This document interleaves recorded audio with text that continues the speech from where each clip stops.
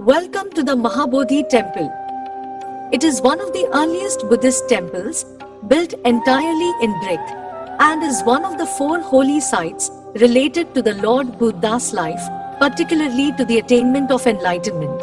Gautam Buddha, also well known as Siddharth Gautam or Buddha Shakyamuni, was a truth seeker, mendicant, meditator, spiritual teacher who lived in ancient India, 5th to 4th century BCE.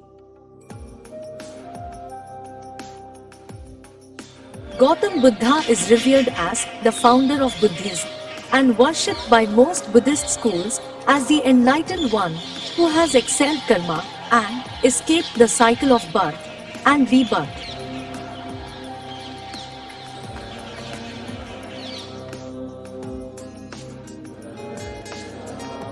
The present Mahabodhi temple complex at Bodh Gaya comprises the 50 meters high grand temple, the Vajrasna, sacred Bodhi tree, and other 6 sacred sites of Buddha's enlightenment, surrounded by numerous ancient votive stupas, well maintained and protected by inner, middle, and outer circular boundaries. A doorway leads into a small hall, beyond which lies the sanctum, which contains a gilded statue of the seated Buddha over 5 feet high, holding earth as witness to his achieved enlightenment.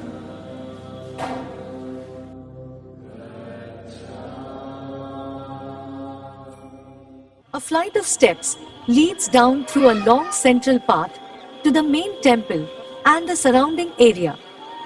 There are significant places associated with events that immediately followed the Buddha's enlightenment, together with votive stupas and shrines along this path.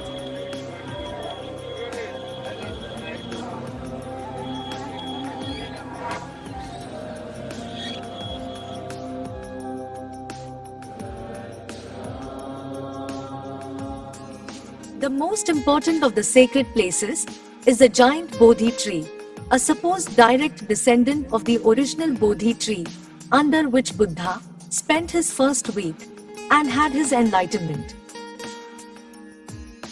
On a raised area is the Animeshlochan Chaitya, the prayer hall, where Buddha is believed to have spent the second week. Buddha spent the third week walking 18 paces back and forth in an area called Ratnachakrama, the jeweled ambulatory, which lies near the north wall of the main temple. Raised stone lotuses carved on a platform mark his steps.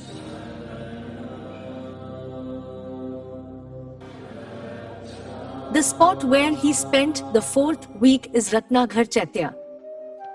Ajpala Nigrodha, the Banyan tree, where Gautama Buddha spent his 5th week of meditation after enlightenment.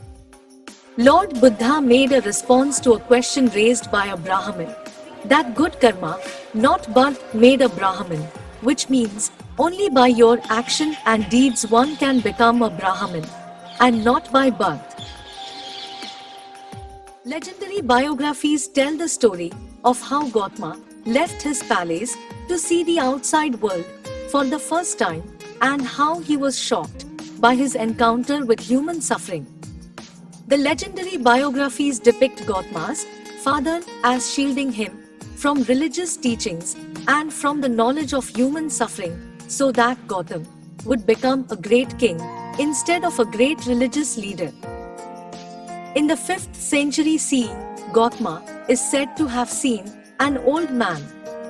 When his charioteer, Chundak, explained to him that all people grew old, the prince went on further trips beyond the palace. On these, he encountered a diseased man, a decaying corpse, and an ascetic that inspired him. This story of the 4 sites seems to be adapted from an earlier account in the Digha Nikaya, which instead depicts the young life of a previous Buddha, Vipassi. Shortly after seeing the 4 sites, Gautam woke up at night, moved by all the things he had experienced. He decided to leave the palace in the middle of the night against the will of his father, to live the life of a wandering ascetic. Accompanied by Chandak and riding his horse Kantak, Gautam leaves the palace, leaving behind his son Rahul and wife Yashodhara. He travelled to the river Anomia and cut off his hair. Leaving his servant and horse behind, he journeyed into the woods and changed into monk's robes there. According to the legendary biographies, when the ascetic Gautam first went to Rajgaha, present-day Rajgir, to beg for alms in the streets, King Bimbisar of Magad learned of his quest and offered him a share of his kingdom. Gautam rejected the offer but promised to visit his kingdom first, upon attaining enlightenment.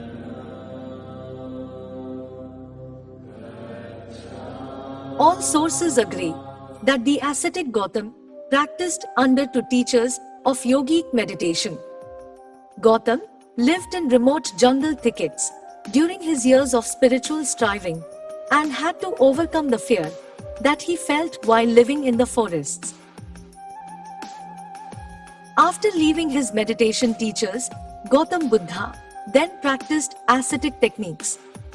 The ascetic techniques described in the early texts include very minimal food intake, different forms of breath control, and forceful mind control. He became so emaciated that his bones became visible through his skin. After realizing that meditative dhyana was the right path to awakening, Gautam Buddha discovered the middle way, a path of moderation away from the extremes of self-indulgence and self-mortification. Gautam Buddha sat down to meditate with the determination not to get up until full awakening had been reached. This event was said to have occurred under a peepal tree known as the Bodhi tree in Bodh Gaya, Bihar. Gautam Buddha taught for around 45 years and built a large following, both monkish and mature. His teaching is based on his insight into Dukh, typically translated as suffering, and the end of Dukh, the state called Nirvana. Buddhists believe death is a natural part of the life cycle. They believe that death simply leads to rebirth. This belief in reincarnation, that a person's spirit remains close by and seeks out a new body and new life. The Dandelions team extends our greatest gratitude towards the Bihar State Tourism Development Corporation for keeping the livelihood of the temple awakened. If you like our contents, please hit the bell icon and subscribe to our channel.